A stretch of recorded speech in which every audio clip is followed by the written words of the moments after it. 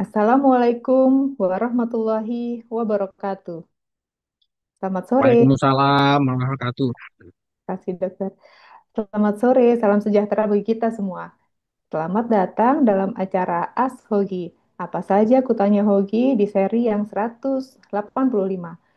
As Hogi merupakan suatu webinar yang diselenggarakan oleh Hogi menjadi wadah edukasi, wadah diskusi ilmiah, serta berbagi pengalaman dari para pakar di bidangnya terkait kasus onkologi ginekologi.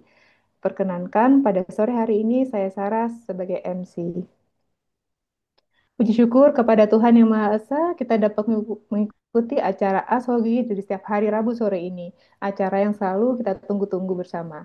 Asogi seri 185 ini akan membahas, mengupas tuntas masalah manajemen kanker ovarium. Mohon maaf, manajemen kanker endometrium. Selama 1 jam kita ke depan akan berdiskusi. Kami persilahkan bagi para peserta jika ingin bertanya kepada para pakar. Terima kasih saya ucapkan bagi profesor, para konsultan yang selalu mendukung terselenggaranya acara Asogi. Bagi seluruh peserta yang saya hormati, terima kasih selalu setia meluangkan waktunya mengikuti acara Asogi setiap hari Rabu ini. Sudah hadir bersama ada 4 undangan sore hari ini. Saya sapa dulu pertama moderator pada sore hari ini, Dr. Hasanuddin, spesialis obgyn, subspesialis onkologi, konsultan onkologi ginekologi dari FK Universitas Syah Kuala, RSUD Dr. Zainul Abidin Aceh. Assalamualaikum Dr. Hasanuddin. Waalaikumsalam warahmatullahi wabarakatuh. Terima kasih sudah diajak untuk bergabung kembali. Terima kasih dok atas waktunya dok. Ya, sama-sama. Selanjutnya kita sapa Dr. Siti Salimah, spesialis obgyn, subspesialis onkologi. Beliau adalah konsultan onkologi dari FK Universitas Pajajaran, RSUP Dr. Hasan Sadikin Bandung. Selamat sore Dr. Siti Salimah. Selamat sore, Dokter Sarah. Terima Terima kasih. kasih. Assalamualaikum, Dokter Hasanuddin. Selamat sore Waalaikumsalam juga, warahmatullahi wabarakatuh. Dokter Zulkarnain. Berikutnya kita sapa Dr. Zulkarnain Tambunan, spesialis obgyn, spesialis onkologi, konsultan onkogin dari RSUD Zainal Umar Sidiki, Gorontalo Utara. Selamat sore dokter. Assalamualaikum warahmatullahi wabarakatuh. Selamat sore Dokter Sarah, selamat sore Dokter Hasanuddin dan Dokter Siti Selamat sore. Salimah. Di Ya, sini Dokter. hadir pula bersama kita Dr. Haryadi Yuseran, spesialis obgyn, subspesialis onkogin. Beliau adalah wakil sekjen dari HOGI. Assalamualaikum dokter. Waalaikumsalam, Dokter Sarah. Terima kasih dokter atas waktunya. Beranjak ke sesi selanjutnya, mari kita dengarkan sejenak sambutan sekaligus saya mohon untuk membuka acara Asogi sore hari ini kepada yang terhormat Dr. Haryadi Yuseran. Kami persilahkan dokter. Baik, terima kasih Dokter Sarah. Assalamualaikum warahmatullahi wabarakatuh. Waalaikumsalam. Salam sejahtera semua. Selamat sore kepada moderator. Tadi sudah diperkenalkan Dr. Hasanuddin. Kepada narasumber juga hari ini berhadir juga bersama kita Dr. Siti Salimah dan juga Dr. Zulkarnain. Salam sejahtera buat semua, juga pada seluruh peserta yang bisa bergabung pada hari ini. Sudah diberitahu oleh MC tadi bahwa materi kita hari ini adalah manajemen kanker endometrium. Eh, ini hari ini saya mewakili ketua yang kebetulan ketua Hogi tidak bisa membuka acara, jadi saya untuk menggantikannya.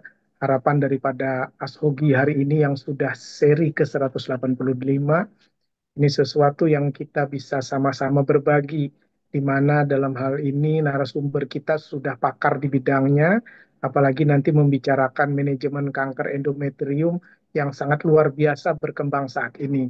Sehingga hal-hal yang kadang-kadang bersifat molekuler, mungkin yang bersifat klinis, mungkin lebih banyak nanti dibahas oleh kedua narasumber. Harapannya nanti semua, khususnya pada sejawat-sejawat kita yang di daerah, bisa menerapkan, mengerti tentang apa yang harus dilakukan, dikonsultasikan, diserangkan kepada pasien tentang manajemen kanker endometrium. Saya kira itu saja pembukaan dari saya mewakili Ketua Hogi yang berhalangan hadir. Salam semua, mudah-mudahan sehat selalu. Silahkan berdiskusi, mudah-mudahan ini bermanfaat buat kita semua. Terima kasih, salam sehat buat moderator, narasumber, dan juga MC. Terima kasih. Wassalamualaikum warahmatullahi wabarakatuh. Waalaikumsalam Salam. warahmatullahi Warahmatullahi wabarakatuh. Waalaikumsalam. Terima kasih Dr. Haryadi Yuseran atas pembukaannya. Baik, Profesor, Dokter yang saya hormati, saatnya beranjak ke acara utama, yaitu acara penyampaian materi oleh narasumber. Di akhir sesi ada acara tanya jawab. Para hadirin sekalian diperkenalkan untuk berdiskusi atau mengajukan pertanyaan kepada para pembicara kita sore hari ini melalui kolom Q&A. Baik, saya persilahkan kepada yang terhormat, Dr. Hasanuddin, spesialis objin subspesialis onkologi untuk memimpin jalannya diskusi, dokter. Baik, terima kasih Dr. Sarah. Bismillahirrahmanirrahim. Assalamualaikum warahmatullahi wabarakatuh. Waalaikumsalam. Yang saya hormati Profesor, para senior, para teman sejawat sekalian, terkhusus yang saya hormati Ketua Hogi, Sekretaris Hogi, yang hal ini diwakili oleh Dr. Haryadi Yuseran sebagai konsultan onkologi, dan yang saya hormati kedua narasumber, eh, Dr. Siti Salima, SPOG, konsultan onkologi, dan Dr. Kornen Tamunan, SPOG, konsultan onkologi, dan terkhusus yang saya hormati Dr. Sarah Miriam Ratna, sub SPOG. Ya.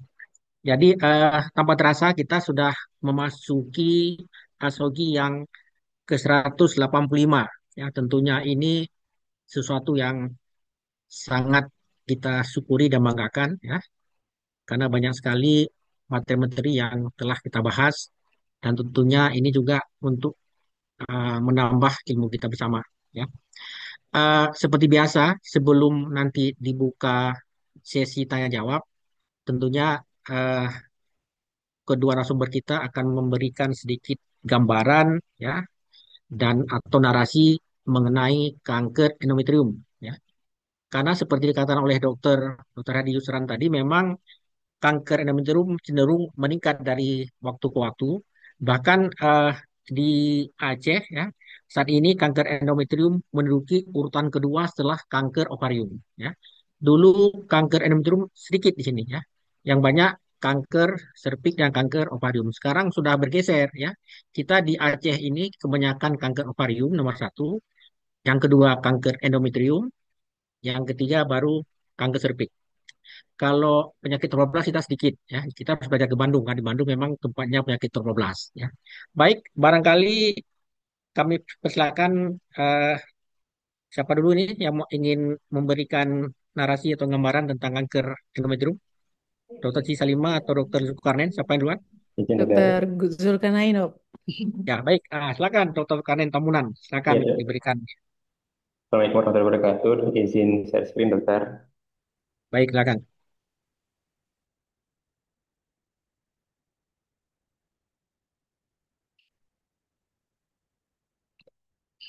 Izin terima kasih sebelumnya dokter. Izin kepada Prof dan juga guru besar dan juga senior dan teman sejawat. Hari ini saya ingin menyampaikan tentang sedikit sharing tentang manajemen kanker endometrium, di mana sebagai gambaran umumnya saja, ini epidemiologinya dikatakan tadi memang benar kanker endometrium itu menduduki peringkat ke-15 daripada kanker dengan kasus dengan 420.368 kasus per tahunnya, dengan tingkat mortality dia menduduki peringkat ke-19 dengan angka kematian 97.723 kematian dalam 1 tahun. Sedangkan untuk angka ASR-nya dikatakan di sini angka kejadiannya untuk insidensi sebanyak 8,4 per 100.000 wanita dan mortality-nya 1,7 per 100.000 wanita. Memang walaupun insidensinya meningkat di angka 15, tapi untuk mortality-nya ini masih di angka 19 dok. Jadinya memang untuk mortality-nya memang lebih eh, sedikit dibandingkan untuk angka kejadiannya. Lalu kita lihat juga di sini untuk endometrial cancer sendiri rata-rata terdiagnosa dengan usia median itu rata-rata di 63 tahun, tetapi terkonfirmasi dia mendiagnosa kanker endometrium di usia 55 sampai dengan 64 tahun, di mana rata-rata terjadi pada pasien-pasien dengan postmenopausal, lalu biasanya terjadi pada pasien-pasien yang obesitas dan tidak seimbangnya hormon estrogennya. Lalu apa penyebab daripada kanker endometrium sendiri? Faktor utamanya adalah paparan estrogen terus-menerus yang tidak diseimbangi dengan adanya progesteron, di mana kadar estrogen yang terlalu tinggi ataupun rendahnya kadar progesteron atau malah tidak ada progesteron sendiri. Lalu usia di atas 45 tahun, adanya obesitas, penggunaan tamoxifen lebih besar lebih dari 2 tahun, adanya Lynch syndrome dan adanya riwayat radiasi pelvis sebelumnya. Yang kita ketahui hampir 90% daripada endometrial cancer ini adalah sporadik, tetapi tidak sedikit juga sekitar 5-10% dia bisa diturunkan ataupun herediter, ini berpengaruh ataupun berhubungan dengan HNPCC ataupun dengan Lynch syndrome. Lalu bagaimana penegakan diagnosanya? Hampir daripada 90% gejalanya adalah perdarahan uterus abnormal pada pasien-pasien kanker endometrium. Sebanyak 6 sampai dengan 19% pasien-pasien ini terjadi perdarahan pasca ataupun perdarahan postmenopausal.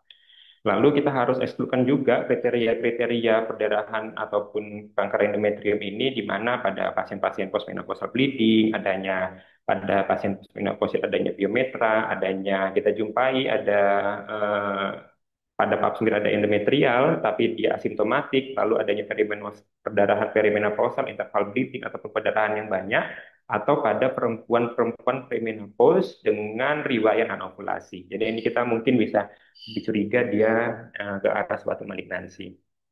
Ini saya ambil dari Berek-Hacker.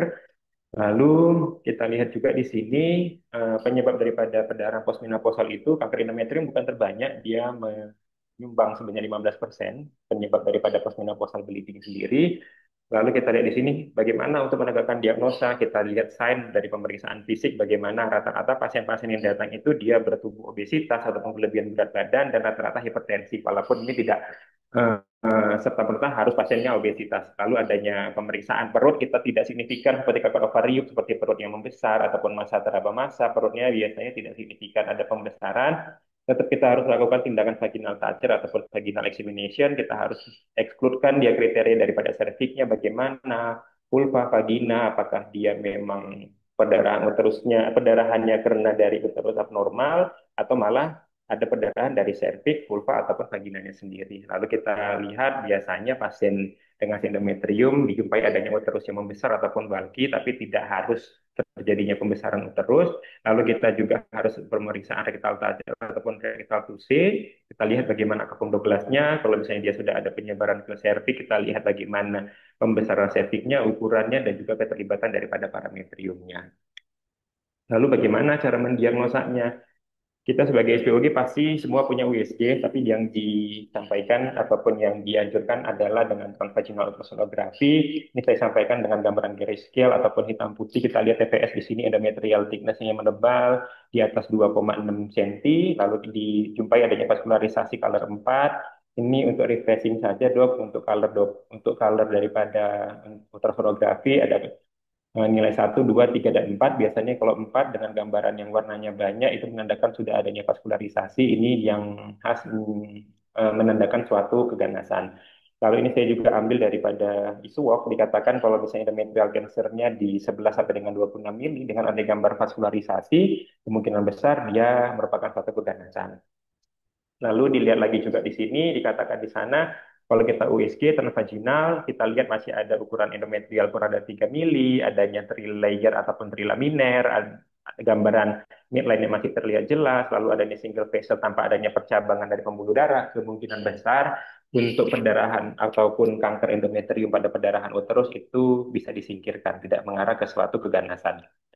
Lalu ada juga kalau misalnya di ovarium kita kenal iota, di sini kenal kadarnya ada namanya ieta, dia untuk menilai apa saja yang dinilai. Di sini ada tebal dari endometriumnya dengan scoringnya masing-masing, dengan adanya ekogenitasnya bagaimana, lalu bagaimana midline-nya, lalu bagaimana myometrial junction-nya, lalu kecerahan dari endometriumnya kita lihat juga, lalu ada nggak cairan di intrakavitinya, lalu bagaimana dengan vaskularisasinya. Jadi kalau misalnya kita lihat di sini ada skornya masing-masing, kalau misalnya kita nilai dia sudah lebih besar daripada 6, mengarah ke suatu keganasannya lebih besar jika dia tidak ataupun lebih kecil daripada 6.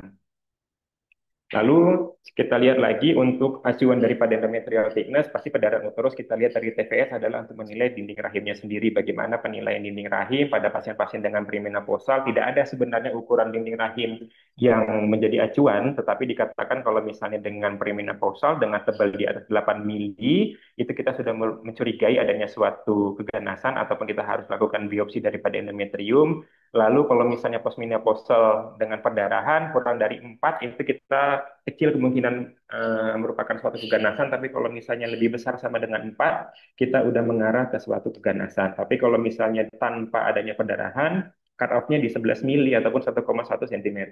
Kita sudah mengarah ke suatu keganasan dengan planning kita melakukan endometrial biopsi ataupun mengambil daripada dinding rahim untuk kita periksakan patologi anatominya. Jadinya ini cut off-nya kurang dari 4 mili kita bisa abaikan. Kalau misalnya dari besar 4 mili kita lakukan tindakan biopsi PA pada yang perdarahan, tapi kalau tanpa perdarahan dengan ukuran lebih besar daripada 11 mm. Lalu ini kita lihat tetap untuk penegakan diagnosanya adanya perdarahan uterus abnormal dengan senjata kita adalah transvaginal ultrasonografi. Kita lihat kalau bisa endometrial thickness-nya di bawah nilai normal, kita boleh tidak usah follow up. Misalnya kita lihat dia endometrial thickness-nya dia kecil dari ukuran normal, tapi dengan adanya tanda-tanda abnormalitas, kita bisa lakukan tindakan bisa kita lakukan follow up 3 bulan ke depan atau bisa kita langsungkan tindakan hysteroscopy ataupun dilatasi dan kuretase. Tapi kalau misalnya endometrial thickness-nya udah abnormal, kita langsung tindakan pengambilan biopsi endometrium bisa dengan menggunakan PIPEL.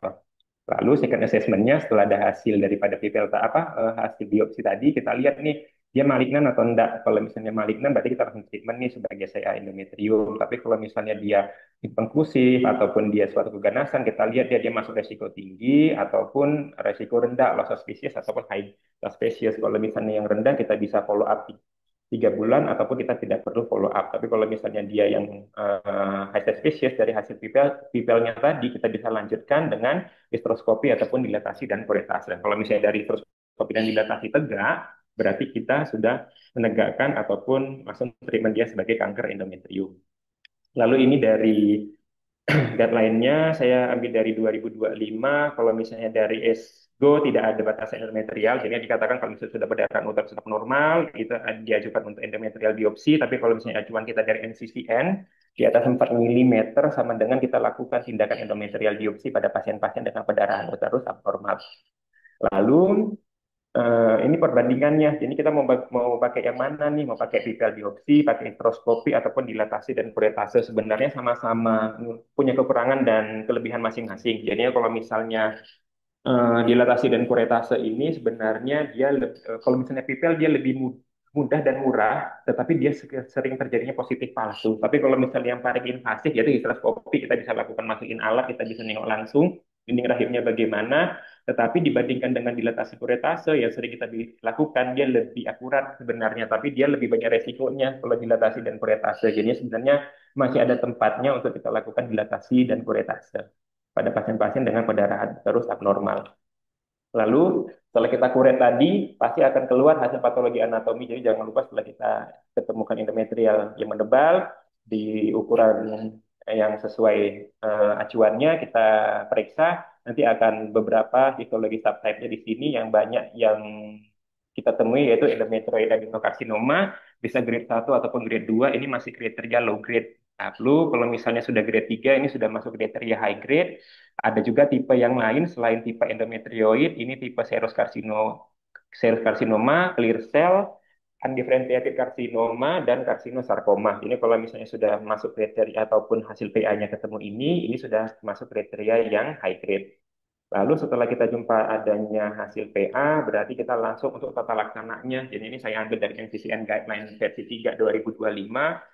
Kita lihat nih kalau misalnya dia terbatas daripada usia aja. Kita lihat bisa nggak sih dioperasi pasiennya suitable nggak. Tadi kan kita sudah RT, kita sudah PT, nggak ada infiltrasi, parametrium, cervix, dan lainnya. Berarti kita bisa lakukan tindakan total abdominal hysterectomy ataupun surgical staging. Setelah itu nanti akan diperiksakan ke bagian patologi anatomi, kita akan tentukan surgical stagingnya dan akan ada ajuvannya. Mungkin ajuvan nanti akan diterangkan oleh Dr. Siti Salimah.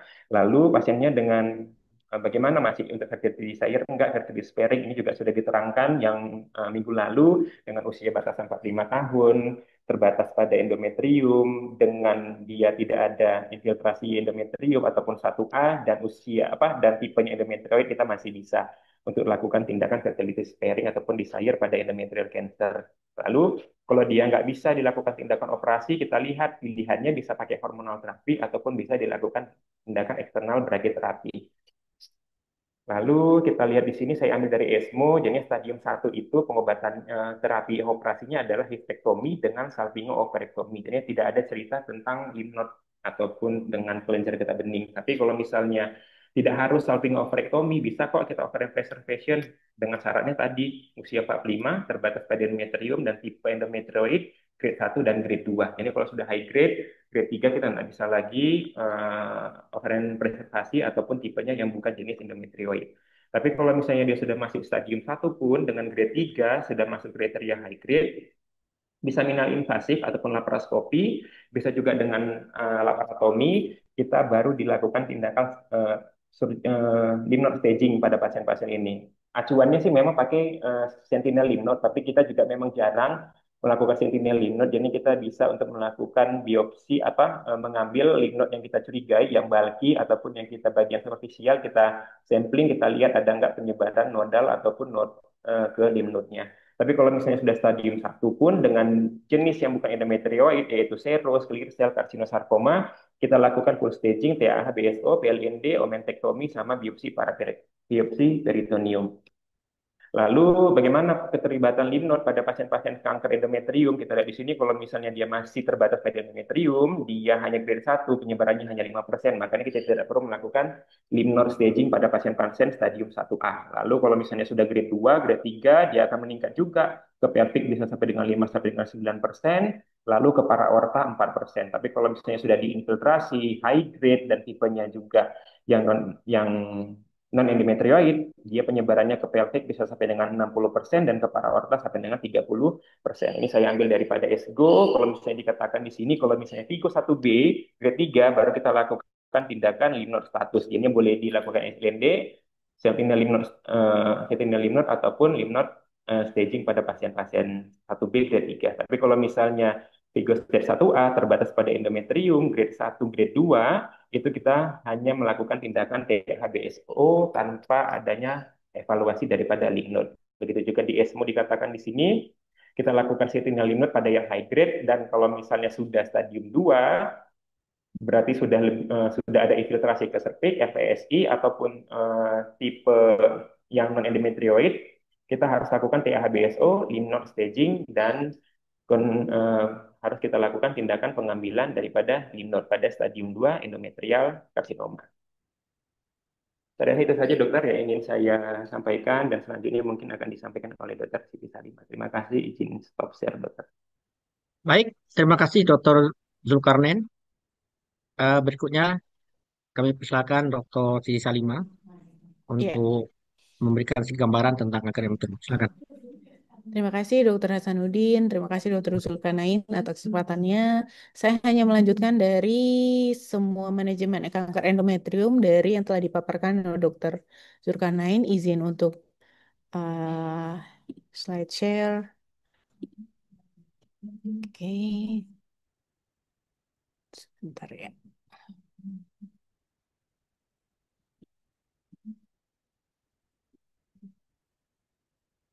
Ya. Assalamualaikum warahmatullahi wabarakatuh. Izin untuk sharing setelah disampaikan oleh Dr. Zulkarnain tadi tentang manajemen kanker endometrium berdasarkan hasil atau lebih ke arah surgicalnya atau paparannya.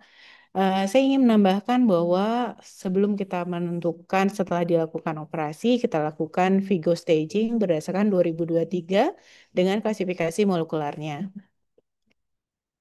Eh, Telah disampaikan bahwa kanker endometrium itu pada beberapa acuan berdasarkan Vigo staging, yaitu pada stadium 1 hanya terbatas pada korpus uteri dan ovarium, terdiri dari stadium 1A, 1B, dan 1C, yaitu kalau 1A dikatakan 1A apabila hanya terbatas pada endometrium saja dengan LVSI-nya negatif, kemudian atau vokal LVSI. dibagi menjadi satu a satu dan satu a dua. Satu ini dan satu a dua merupakan histopatologi yang non-agresif. Kemudian kalau satu a satu hanya terbatas di endometrium polip atau hanya terbatas di endometrium saja, sedangkan satu a dua itu terdapat infiltrasi miometrium dengan kurang dari setengah atau 50% tanpa LVSI. Sedangkan kalau satu a tiga itu adalah tipenya ada low grade endometrial carcinoma yang terbatas pada uterus dan ovarium. Untuk stadium 1B merupakan histopatologinya non-agresif dengan invasi lebih dari 50%, tentu saja dengan LVSI negatif. Dan dikatakan stadium 1C merupakan histologi type-nya yang tipenya tipe agresif dan dia terbatas pada polip atau confined pada endometrium saja. Kemudian untuk stadium 2 ini dikatakan terdapat invasi pada stroma serviks dengan atau tanpa extrauterine, kemudian dengan substansi LVSI-nya positif atau merupakan tipe agresif pada histopatologinya dengan invasi miometrium. Terdiri dari 2A, 2B, dan 2C. Disebut 2A apabila terdapat cervical stroma invasi dengan histopatologi type yang non-agresif. Sedangkan kalau untuk yang 2B terdapat LVS-nya positif pada tipe histopatologi yang non-agresif, sedangkan dikatakan 2C tipenya adalah tipe yang agresif dengan invasi atau involvement dari miometrium. Untuk stadium 3 sendiri, terdapat penyebaran lokal dan regional dari tumor pada semua tipe histopatologi. Dikatakan 3A bila terdapat invasi pada serosa uteri, yaitu dan adnexa atau ovarium, dan direct extension atau metastasis. Terdiri dari 3A1, terdapat penyebaran pada tuba, kecuali ditemukan kriteria pada stadium 1A3. Kemudian 3A2 meliputi subserus dari uterus dengan penyebaran pada serosa dari uterus tersebut. Sedangkan kalau untuk 3B terdapat metastasis atau penyebaran pada vagina dan parametrium serta pelvic peritoneum terdiri dari 3B1 dan 3B2. 3B1 terdapat penyebaran di vagina, sedangkan kalau 3B2 pada pelvic peritoneum. Untuk dikatakan 3C, terdapat metastasis pada pelvic dan para aorta lymph node atau keduanya. Untuk 3C1 pada pelvic lymph node, 3C 1 mikrometastasis, 3C2 makrometastasis. Sedangkan untuk 3C2 metastasisnya terhadap sudah melakukan metastasis para aorta, terdiri juga mikrometastasis maupun makrometastasis. Untuk stadium 4 terjadi penebaran atau metastasis ke bladder mukosa dan intestine mukosa. Sebut stadium 4 invasinya ke bladder, kalau 4B ke mukosa abdominal peritoneum, sedangkan 4C adalah metastasis jauh. Tambahan dari Vigo berdasarkan molekular klasifikasi adalah pada stadium 1A bila dilakukan pemeriksaan mutasi Polmut, ya terdapat Polmut endometrial carcinoma dan terbatas pada korpus uteri dengan cervical extension tanpa melihat adanya LVSI ataupun derajat diferensiasi. Kemudian untuk stadium 2C dengan P53 abnormal, yaitu terbatas pada uterus, kemudian dengan myometrium invasi tanpa atau dengan cervical invasion, tidak melihat dari derajat diferensiasi maupun LVSI. Nah, bagaimana dengan risk group dan adjuvant treatment pada kanker endometrium ini setelah dilakukan operasi telah disampaikan oleh Dr. Zulkarnain yang tadi, kita golongkan menjadi 5, yaitu golongan rendah atau low, intermediate, high, dan advanced metastasis. Di sini, bila diketahui klasifikasi molekularnya dan tidak diketahui klasifikasi molekularnya. Kalau misalnya kita katakan adalah suatu golongan yang rendah, yaitu pada stadium 1A dengan low grade, LVS-nya negatif, bila tidak diketahui. Tapi kalau misalnya kita sudah melakukan molekular klasifikasi, yaitu terdapat pada stadium 1 dan 2 dengan polmut endometrial carcinoma, atau stadium 1A dengan MMRD dan SHP. Kemudian katakan intermediate, di sini pada stadium 1B dengan LVSI negatif, kemudian 1A endometrioid dengan LVSI negatif. Begitu juga dengan kriteria untuk high intermediate, semua dikatakan pada tipe endometrioid, baik itu stadium 1 maupun stadium 2, dengan LVSI-nya positif, kemudian atau tipe yang high grade pada stadium 1B. Bila kita lakukan molekuler, maka pada stadium 1 dengan MMRD, atau 1B dengan MMRD, atau stadium 2 MMRD, masuknya adalah high intermediate. Sedangkan tentu saja kalau misalnya pada golongan high dan advanced metastasis, yaitu golongan pada stadium 3 atau 4A, sedangkan molekulernya semua yang golongannya adalah stadium 3 sampai 4, atau pada stadium 1 sampai 4A dengan ditemukannya P53 abnormal. Kita masuknya adalah high, golongan risiko yang high. Selanjutnya adalah kenapa penting untuk dilakukan klasifikasi molekuler. Sangat penting pada kanker endometrium, terutama pada tipe yang high grade, meliputi analisis dari pol mutation, MMRD, imunohistokimia, serta P53 status. Dengan rekomendasi testing ini, sebaiknya dilakukan pada biopsi atau kuretase endometrium, sekaligus juga pada spesimen histerektomi, sehingga kita dapat menentukan terapi apa yang lebih baik pada pasien ini, tergantung dari klasifikasi molekuler tersebut. Ini ada beberapa berdasarkan Extrude Exgo, yaitu asesmen dari molekular klasifikasi. Yang kita lakukan adalah pertama, yang biasa kita periksa adalah Polmut, MMRD, serta P53.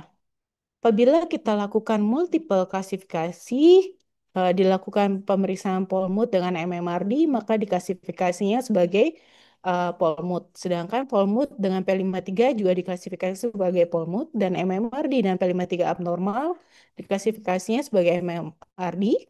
Apabila ketiganya dilakukan, dikonklusinya atau klasifikasi sebagai Polmut. Bagaimana ajuvan atau pemberian terapi ajuvan berdasarkan stadium serta golongan risk group. Di sini pada golongan low risk, intermediate high risk, dan high intermediate serta high risk, kita bahas satu persatu bahwa kalau untuk golongan low risk dengan kriteria yang tersebut di atas, pada pasien low risk endometrial carcinoma, maka setelah dilakukan surgical, maka tidak perlu dilakukan atau pemberian adjuvant treatment. Kemudian pada golongan intermediate risk, diberikan adjuvan dengan vaginal brachytherapy direkomendasikan, atau adjuvan brachytherapy dapat direkomendasikan terutama pada pasien dengan usia di bawah 60 tahun. Kemudian bagaimana kriteria untuk high intermediate risk, yaitu kita lakukan atau pemberian adjuvan EBRT sangat direkomendasikan, kemudian bisa ditambahkan dan konkomitan atau sequential dari kemoterapi dapat diberikan terutama pada grade 3 atau dengan LVSI-nya positif. Untuk golongan high risk tentu saja kita berikan ada multimodalitas. Selain untuk surgical, maka diberikan adjuvan EBRT, concurrent kemoterapi, atau sequential kemoterapi, serta radioterapi atau kemoterapi alone. Untuk advanced metastasis, balik kembali kita harus melakukan multidisiplinan untuk penerapan atau terapi pada pasien tersebut, tergantung dari kondisi di pasien. Kemudian terapi apa yang terbaik pada pasien dengan advanced metastasis? Bisa dapat diberikan dengan EBRT dan concurrent kemoterapi, sequential kemoterapi dan radioterapi, atau diberikan kemoterapi saja. Tadi telah disampaikan oleh Dr. Zulkarnain bahwa untuk fertility, kalau ini adalah untuk ovarian preservation pada stadium 1. Apabila kurang dari 45 tahun, maka berdasarkan Vigo 2023, pada stadium 1A1 atau 1A2 dengan low risk, kemungkinan recurrence-nya by molecular klasifikasinya sangat rendah, maka bisa dilakukan bilateral salpingectomy serta ovarian preservation. Sedangkan bila pada stadium 1A1 dengan 1A2 dengan high risk recurrent, yaitu dengan berdasarkan molekular klasifikasi atau Vigo stadium, yaitu 1A3, 1B, dan 1C, sebaiknya dilakukan bilateral salpingoverectomy. Sedangkan pada usia 45 tahun tidak ada tempat untuk memberikan preservasi ovarium. Bagaimana kalau misalnya pada pasien yang secara medikal tidak dapat dilakukan operasi, misalnya terdapat kontraindikasi minimal invasif untuk HTSOB, maka dianjurkan untuk vaginal hysterectomy dan BSO, kemudian tidak fit dalam semua jenis operasi atau kontraindikasi, maka diberikan kuratif radioterapi. Kemudian apabila kuratif surgery dan radioterapi juga kontraindikasi, maka diberikan systemic treatment. Bagaimana kalau incomplete primary surgery tanpa residu tumor? Artinya pasien dengan incomplete primary surgery sebaiknya kita rujuk ke center yang ada onkologinya. Secara umum, bahwa dikatakan bahwa pada stadium awal tanpa residu berdasarkan dari uh, kalau kita bilang berdasarkan imaging. Nah, apakah resurgery itu diperlukan saat ini untuk operasi ulang sebaiknya dihindari pada pasien dengan low risk disease, baik itu diklasifikasikan berdasarkan histopatologi serta faktor dari molekuler. Bagaimana untuk removal dari sisa atau residu dari serviks, adnexa, omentektomi, serta sistem lymphadenectomy, apakah perlu dikonsiderasikan pada non-low risk pada pasien? Apabila outcome-nya mungkin bisa mengimplikasikan untuk diberikan adjuvant treatment strategi setelah tentu pemeriksaan yang sangat akurat serta mempertimbangkan morbiditas dari prosedur tersebut.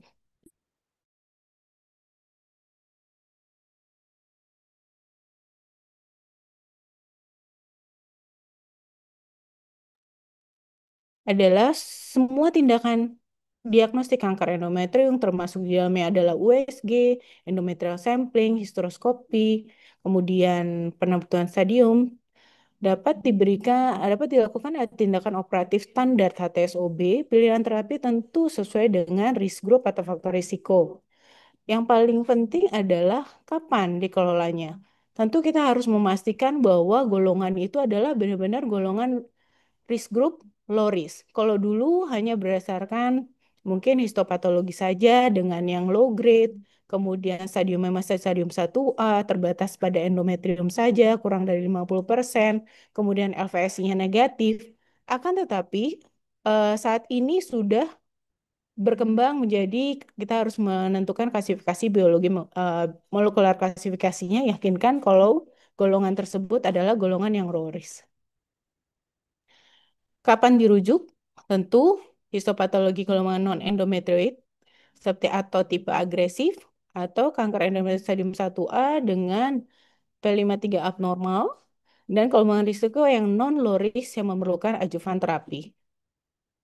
Take home message-nya adalah faktor risiko yang perlu dipahami pada kanker endometrium adalah satu, kita harus pastikan jenis histopatologinya. Yang kedua, grade-nya atau diferensiasinya. Yang ketiga adalah invasi miometrium, apakah terdapat evasinya, serta klasifikasi molekular.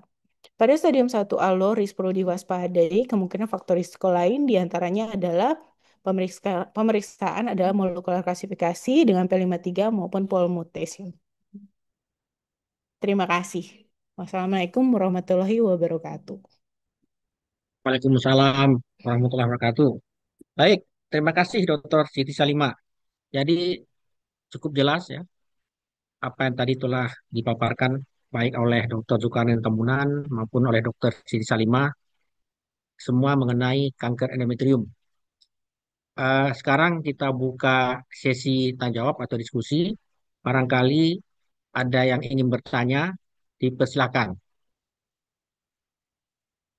Langsung disebutkan pertanyaan itu ditujukan kepada Dr. Siti Salima atau kepada Dr. Zulkarnain Tambunan. Silakan.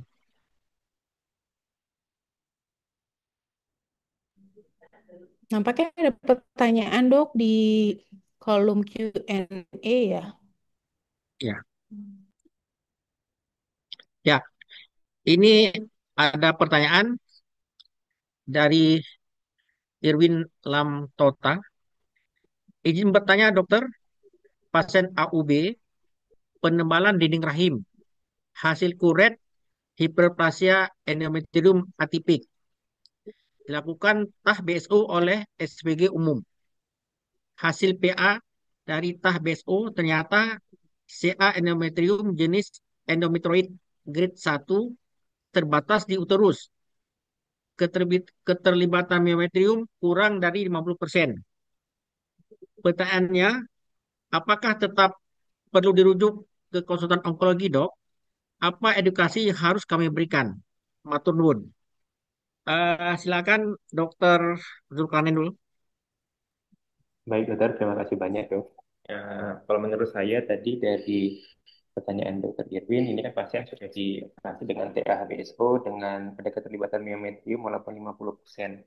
Tadi juga sudah disampaikan dengan dokter Siti Salimah untuk di take home message-nya dok, ini kalau misalnya walaupun ini terbatas 1A, dia hanya terbatas pada endometrium, tapi dia sudah ada keterlibatan daripada miometrium 50%, ini kita wajib memeriksakan sekarang untuk mutasi molekulernya, TCGA-nya, apakah dia ada mutasi, paling tidak kalau misalnya tidak bisa meriksa semua full MMRT ataupun P53, paling tidak kita periksa P53-nya saja, dokter.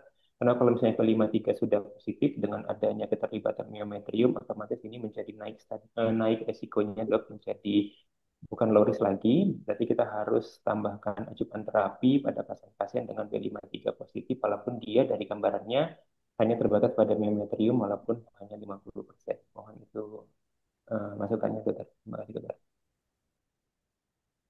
Baik. Terima kasih dokter Zulkarnain Tambunan. Barangkali dokter Siti Salimah ingin menambahkan, silakan dok.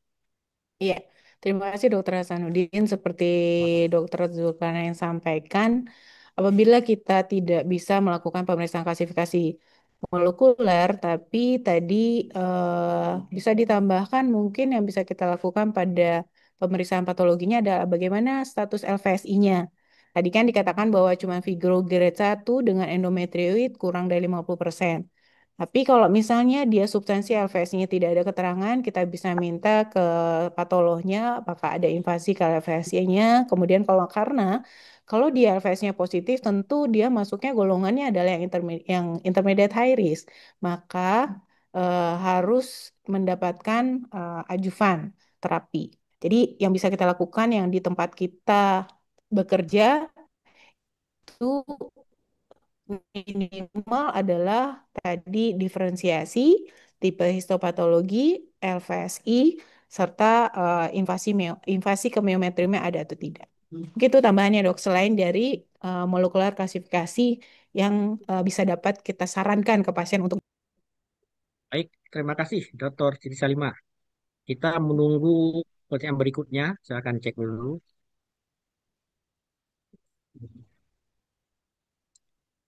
Kelihatannya belum ada pertanyaan yang kedua ya. Mungkin saya akan bertanya ya. Diskusi aja dok, diskusi jangan bertanya. Nah, jadi barangkali mewakili teman-teman SPOG di daerah ya, mereka kebanyakan bertanya sering mereka melakukan operasi yang awalnya itu mereka kira ini myometry karena juga ada perdarahan yang banyak gitu ya. Mereka sama sekali tidak menduga ini suatu cyaniometrium ya. Ternyata setelah operasi lakukan TAH ya, tapi tidak BSO, hanya TAH saja karena mereka memang masih menganggap ini myometry. Ternyata setelah hasil spesimennya dibawa ke patologi anatomi, ternyata kanker endometrium. Nah, ini sudah sering berapa kali. Jadi mereka bertanya barangkali gimana sih supaya kejadian salah ini nggak berulang gitu. Nah, itu pertanyaan pertama. Yang kedua, karena mereka sudah melakukan histerektomi, apakah kedua ovariumnya ini harus harus kami operasi ulang nggak dok untuk diambil lagi? Itu pertanyaannya. Silakan barangkali Dr. Siti Salimah dulu. Iya dok. Yang paling penting adalah satu, tentu kita prediagnostik ya dok. Ya, Prediagnostik itu tentu tadi telah disampaikan baik untuk ASOG yang sebelumnya banyak sekali modalitas yang bisa kita lakukan, terutama yang paling sederhana adalah ultrasonografi. Bagaimana kalau misalnya dia endometrium, dia kemungkinan hasilnya memang suatu kelainan endometrium agak sedikit berbeda dengan hasilnya myometrium. Saya rasa mungkin sekedar apa ya, sharing dan mengajak pada SPOG ini sebaiknya sih dilakukannya pada kasus ginekologi dengan tumor endometrium atau tumor uterus yang tidak terlalu besar, sebaiknya dilakukan transvaginal. Apalagi pada kasus dengan AUB. Nah, kebanyakan memang USG itu transabdominal, di mana kita tidak dapat menilai secara jelas thickness atau penebalan dari endometrium tersebut. Sehingga prediagnostiknya tentu akan lebih baik kalau kita hati-hati dengan terutama pada AUB ya dok, keluhannya kan perdarahan. Apakah memang dia karena miom atau karena ada kelainan dari endometrium. Kemudian apabila unconditional ternyata dia operasi adalah miom. Terus kemudian dia di HT. Kembali lagi SO-nya tidak ada. Satu kriterianya dok, umurnya berapa. Kemudian kita harus melakukan mungkin pasca operasinya itu pertama lihat dulu dia masuknya golongan-golongan mana. Apakah tipe histopatologinya golongan yang low risk atau histopatologinya golongan yang intermediate atau bahkan high risk. Nah, dari situ kita bisa menentukan langkah selanjutnya. Apakah kita harus hanya memberikan ajuvan saja atau kita lakukan reoperasi. Tapi tadi telah disampaikan kalau misalnya pada golongan low risk, kemudian eh, semuanya low risk, jadi mau grade, mau histopatologi, LVC-nya semua negatif, maka surgical tidak dianjurkan. Tapi tentu saja kalau misalnya golongannya di luar low risk, maka bisa kita memberikan informed choice, apakah kita berikan ajuvan atau untuk resurgery. Saya rasa sih saat ini kalau untuk yang high risk tidak dianjurkan. Mungkin itu dari saya. Mungkin ada tambahan Dokter Zulkarnain. Baik, terima Terima kasih. kasih dok. Silakan, Dr. Zulkarnain Tambunan. Terima Barangkali mau kasih. menambahkan, silakan. Terima kasih dokter. Jadi memang Ya, tadi sama-sama. paham dengan yang dikatakan dokter Fitri Kalimat. Jadi kalau misalnya untuk menentukan diagnosa awal memang kan perdarahan pasca menopausal dok. Mungkin dari ultrasonografi saja mungkin bisa tegak kalau misalnya kita gambaran hiperplasia itu penebalan daripada dinding endometriumnya yang dimana kalau misalnya dengan myoma uteri atau endometriosis dari kalem poinnya lagi kita cek pemeriksaan untuk menepis AUB-nya kenapa itu pasti sudah bisa kita diagnosa walaupun hanya transvaginal ultrasonografi. Jadinya senjata kita sebenarnya untuk pasien ginekologi itu bukan transabdominal melainkan transvaginal ultrasonografi. Jadinya sudah bisa kita diagnosa sebenarnya dari transvaginal ini AUB, mioma uteri, adenomiosis ataupun apa penyebab terus darahnya. Artinya kalau misalnya sudah penebalan ya otomatis balik lagi tadi yang saya diskusikan dokter kalau misalnya kita ada tiga tergantung usianya premenopausal ataupun dia tebelnya udah 8 mili berarti sudah wajib dilakukan endometrial sampling pada pasien-pasien dengan perdarahan. Tapi kalau misalnya dia tanpa perdarahan dengan postmenopausal dia di atas 11 mili kita lakukan tindakan endometrial biopsi. Lalu kalau misalnya tadi kita udah melakukan tindakan operasi, tetapi nggak dilakukan cupping ovarectomy bilateral, berarti tergantung lagi tadi yang seperti dokter Salimah bilang, lihat kriteria umurnya. Kalau misalnya dia umurnya 45 tahun kurang, kita sebenarnya tidak harus melakukan PSO, tapi terbatas pada dia harus stadium 1A. Berarti dia limited to the terus tanpa adanya baik itu 1A1, dia itu polip, ataupun ada infiltrasi daripada myometriumnya. Tapi kalau misalnya dia sudah 1B, kita mengacu juga dok, kalau misalnya dari NCCN 2025, kalau misalnya dia sudah 1A, dia grade 1, itu kita tidak lakukan restaging, baik itu dia ada myometrial invasi ataupun tidak. Tapi kalau misalnya sudah 1B, kita lihat ini resectable ataupun tidak non resectable. Kalau misalnya dia resectable, kita bisa lakukan tindakan KIE pasiennya. Ini kita lakukan operasi kembali untuk menentukan dia stadium berapa, apakah dia perlu terapi ajuvan atau tidak. Tapi kalau misalnya dia tidak mau dilakukan tindakan operasi, berarti kita lakukan tindakan penyinaran langsung pada pasien-pasien dengan 1B. Jadi kalau misalnya di NCCN sudah 1B dengan grade berapapun kita sudah consider untuk melakukan tindakan restaging untuk pasien-pasiennya. Tapi kalau 1A, seperti Dr. Siti Salimah bilang tadi dok, kita tidak perlu untuk restaging walaupun dia eh, tanpa dilakukan tindakan bilateral setting over. Mungkin itu saja dokter masukan dari saya. Terima kasih dokter. Baik, terima kasih. Jadi memang seandainya dilakukan pemeriksaan yang teliti, ya, baik itu dengan USG transvaginal, pemeriksaan dalam, barangkali kalau mereka mampu menegakkan diagnosis yang benar, barangkali kesalahan ini tidak akan terjadi. Memang kebanyakan memang di daerah ini kadang-kadang karena ini dok, karena pasiennya banyak, ya, karena mereka memang jarang juga melakukan pemeriksaan transvaginal. Mungkin waktu mereka melakukan USG transabdominal begitu nampak miom besar mereka sudah puas, ya kan? Jadi langsung operasi, ya kan?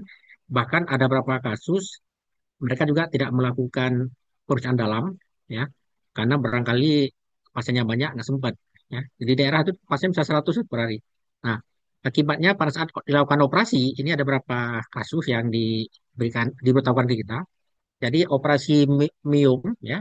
Jadi mereka lakukan histerektomi pada saat mereka mau baru memotong sacral uterina, mau, mau potong apa itu cervixnya, ternyata belum dipotong udah copot. Ternyata kanker cervix, ya, karena memang nggak diperiksa dari bawah, jadi miss dia diagnostiknya. Nah, barangkali ini juga perlu, ya, perlu pemeriksaan yang teliti, ya, menegakkan diagnostiknya. Baik, ini masih ada waktu. Ini juga ada pertanyaan juga dari teman-teman di daerah. Misalnya kita ketemu, Dokter Manuel Hutapea, silakan. Saya nggak melihat ini. Ini Andinda, silakan. Mau Ya, bertanya selamat langsung, selamat sore. silakan. Wah, Dokter Hasanuddin, Dokter Siti Salima, sama Dokter Zulkarnain. Bisa dengar ya suara saya ya?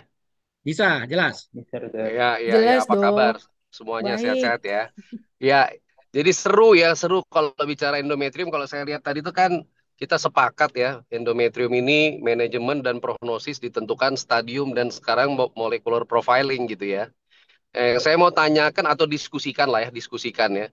Kalau kita lihat di staging yang terbaru, Vigo staging 2023 tadi Dokter Siti sudah jelas sekali memaparkan. Ada poin di 3B1 itu ada perkataan and or parametrial involvement ya. Ya, jadi saya mau tanya dulu. Kira-kira kalau pengalaman sejawat-sejawat sekalian dengan menerjemahkan stadium 3B1 ini bagaimana dalam aspek praktis melakukan histerektominya? Parametrial involvement ini apakah murni memang kalau kita tahu gold standar harus histopatologi, berarti kita harus ekstraksi parametrium atau kalau secara imaging kita yakin dengan imaging imaging bilang MRI tidak ada kemungkinan atau tidak terlihat ada infiltrasi parametrium, kita tetap aja lakukan seperti tadi dikatakan standarnya HTBSO saja gitu loh. Nah ini kan ada suatu paradigma yang baru. Kalau dulu dulu memang itu nggak ada nggak ada menuliskan parametrial involvement ya nggak kayak cervix. Tapi sekarang endometrium udah begini. Nah ini saya mau minta didiskusikan ya karena tidak juga tentu bahwa kalau misalnya hasil kuret dia yang low risk ya, sebutlah endometrioid adenokarsinoma, terus kita punya akses bisa fasilitas periksa molekular profiling polemut, kan tidak tentu juga dia hanya pada stadium awal, bisa juga dia sudah stadium lanjut. Bagaimana memastikan itu? Gitu loh, Dokter Hasanuddin, Dokter Siti, dan Dokter Zul. Monggo kita diskusi. Dokter Zulkarnain barangkali ada mau ditambahkan?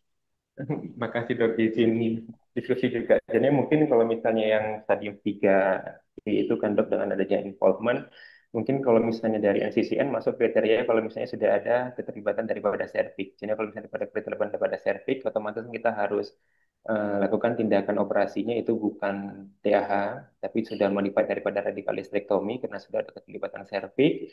Jadinya kita untuk melihat apakah dia itu ada infiltrasi baik itu ke vagina ataupun ke parametriumnya. Tapi kalau misalnya kita pada pemeriksaan awal itu tidak ada keterlibatan daripada serviksnya, mungkin yang dilakukan ya tetap TAH BSO-nya tadi dok. Tapi kalau misalnya dari pemeriksaan fisik terkonfirmasi dengan pemeriksaan histopatologi dia itu dengan IHC-nya terkonfirmasi itu infiltrasi apa penyebaran ataupun bukan kanker serviks, jadinya tindakannya bisa dilakukan bukan TAH tapi manifest daripada histerektominya. Dokter mungkin ada masukan lagi dokter dokter kita Dari Iya, lima Dokter waktu Sisalima silakan. barangkali. iya, terima kasih Dr. Hasanuddin, terima kasih Dr. Manuel. Hanya diskusi saja, kalau misalnya kita ketahui itu pada stadium infiltrasi ke parametrium itu berdasarkan clinical staging atau berdasarkan histopatologi atau berdasarkan imaging. Kalau misalnya kita melakukan, sebelum melakukan tindakan operasi, kan kita akan, misalnya nih, kita ragu secara klinikal, kayaknya parametriumnya agak-agak kena nih klinikalnya. Tapi sebenarnya kalau kita katakan parametriumnya positif secara klinikal atau secara imaging dari MRI, mungkin kita sudah memperkirakan bahwa itu stadiumnya stadium 3. Nah, apakah stadium 3 dikatakan kalau berdasarkan ESGO itu adalah tipe radikalitas pada tipe radikalisrektomi ini hanya bukan suatu yang apa namanya, eh, bila terdapat keterlibatan serviks atau kita menginginkan free margin. Artinya kalau kita menginginkan free margin atau clear margin, maka baik itu radikalisrektomi, kemudian kita juga kalau misalnya terlibatan pada vagina, kita tentu ingin mencapai bebas sayatan pada vagina, itu diperbolehkan untuk kita melakukan radikalisrektomi atau ya tipenya tergantung nanti tipenya mau tipe 3C kayak kalau misalnya. Tapi kalau kita yakin pas stadiumnya ada parametrium apapun operasinya, untuk mendapatkan clear margin kita butuhkan radikalitas. Akan tetapi kembali dia termasuk golongan mana? Tentu tidak akan dilakukan hanya surgery saja karena melihat dari stadiumnya juga sudah masuk stadium lanjut, maka akan dilakukan multimodalitas baik itu surgery maupun diberikan adjuvan terapi, yaitu dengan kombinasi kemoradiasi, baik itu kemoterapi sekuensial ataupun EBRT dan vaginal brachytherapy. Mungkin kalau saya sih gitu ya dok, tergantung nih ketemunya pas pre pre atau post. Kadang-kadang kan kalau kita post HT juga kadang-kadang PA itu sudah terdapat infiltrasi parametrium gitu. Padahal kita cuman misalnya HTSOB aja tanpa dilakukan radikal. Karena secara klinis mungkin tidak tampak ada invasi ke vagina, tidak tampak invasi ke serviks, seperti itu, tapi pada hasil spesimennya terdapat infiltrasi ke parametrium. Mungkin akan kita masukkan ke golongan risknya, baik itu berdasarkan histopatologi, LVSI, maupun biologi molekuler, yang mana sehingga kita menentukan nanti harus diberikan adjuvan. Mungkin itu dok, kalau dari saya. Ya, terima kasih Dr. Siti Salima. Memang eh, tergantung ya. Kadang-kadang bisa pre-op ya dengan MRI, bisa juga post-op. Tapi pengalaman saya kalau bisa post-op ya kan kita udah lakukan operasi, ternyata memang sudah terlibat itu apa dari apa parametriumnya, sementara kita sudah operasi ya. Jadi tentunya kita tidak melakukan operasi ulang. Memang radikalitasnya itu berkurang. Tapi ada pengalaman juga di negara tetangga, ada beberapa pasien yang kebetulan dia ke sana. Di sana itu dengan hanya berdasarkan MRI dan ternyata memang sudah terlibat parametrium, mereka lakukan radikalitas, mirip seperti kanker serviks. Ya. Dr. Manue, ada pendapat lain? Ya, saya coba itu aja ya, mendiskusikan ini karena kita bisa bayangkan ya berarti kalau memang kita stick to the rule bahwa kanker endometrium itu adalah surgical staging yang memang sekarang sudah berkembang ya dengan imaging Ya, yang baik gitu ya. Tapi artinya kalau memang kita murni surgical staging berarti kan banyak kemungkinan bahwa spesimen-spesimen yang dilakukan simple hysterectomy tersebut ternyata memang understaging gitu loh. Jadi betul. sebenarnya udah ada keterlibatan parametrial, kita bilang juga dia hanya melihat dari endometrium, keterlibatan miometrium dan sebagainya. Padahal sebenarnya mungkin sudah sampai parametrium 3B1 gitu loh. Nah ini yang Betul. maksud saya menjadi satu concern ya, konsiderasi kita. Apalagi kalau misalnya ya tadi kasus-kasus dilakukan simple hysterectomy yang tidak diduga ternyata saya endometrium gitu. Nah makanya saya bilang kan akhirnya kita bilang itu recurrency gitu ya muncul lagi. Padahal sebenarnya understaging pada dari awal operasinya. Demikian Betul. maksud saya. Makasih. Ya, terima kasih Dr. Manuel, bagus sekali ya. Ini masih ada waktu, udah di mana? Ini masih banyak yang bertanya, mungkin singkat saja. Eh, yang pertama dari Inayatullah Rifai, ini kelihatannya ditujukan ke pertanyaan ke Dr. Sisalima. Ingin tahu apakah diagnosis staging molekuler kanker endometrium bisa dikerjakan rutin di lapangan? Silakan dok. Di lapangan saat ini sudah tersedia sih dok, tergantung dari kemampuan pasiennya. Tentu kita akan memberikan informed choice apakah mau diperiksa atau tidak gitu. Baik itu Polmut, P53, MMRD semua bisa dilakukan, hanya memang harganya cukup mahal. Jadi makanya tadi kalau misalnya unknown klasifikasi molekuler tidak diketahui atau unknown, maka kita masuknya ke golongan yang unknown. Tapi kalau akan lebih baik kalau misalnya terutama pada stadiumnya stadium awal ya dok gitu. Pada stadium awal kalau misalnya bisa kita melakukan molekuler klasifikasi itu akan lebih baik gitu. Baik, Ber- terima kasih.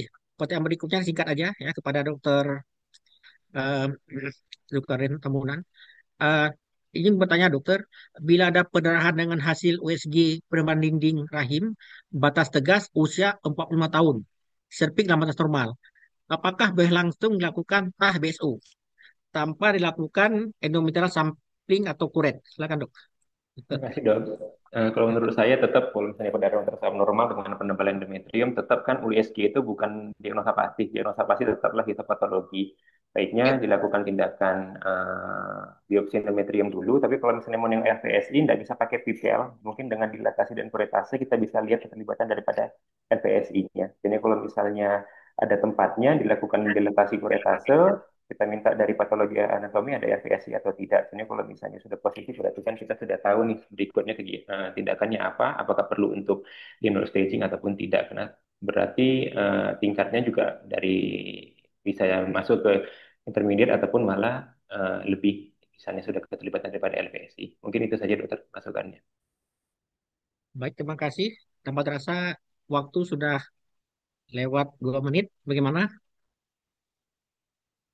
Saya masih mau lanjut? Masih ada satu pertanyaan lagi. Kita lanjut ya. Baik. Eh, Assalamualaikum warahmatullahi wabarakatuh. Penampilan yang luar biasa, dokter semua. Izin bertanya, dok. Selain kerumitan staging, risk group yang update, kadang-kadang juga pilihan terapi antara perlu tidak ajuvan atau perlu kombinasi sinar dan kemo. Apa tidak menjadi pertimbangan?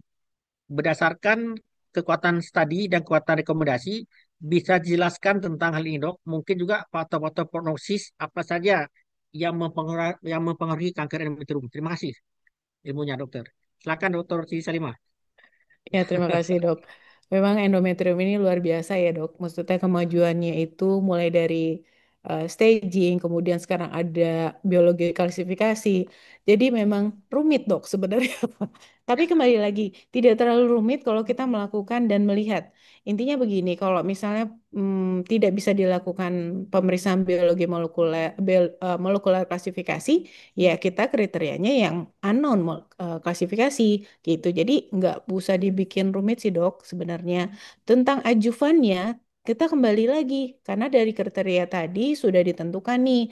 Misalnya stadium 1A, low risk, LVSI negatif, masuknya yang mana? Yang golongan yang low. Kalau misalnya nanti grade-nya grade berapa?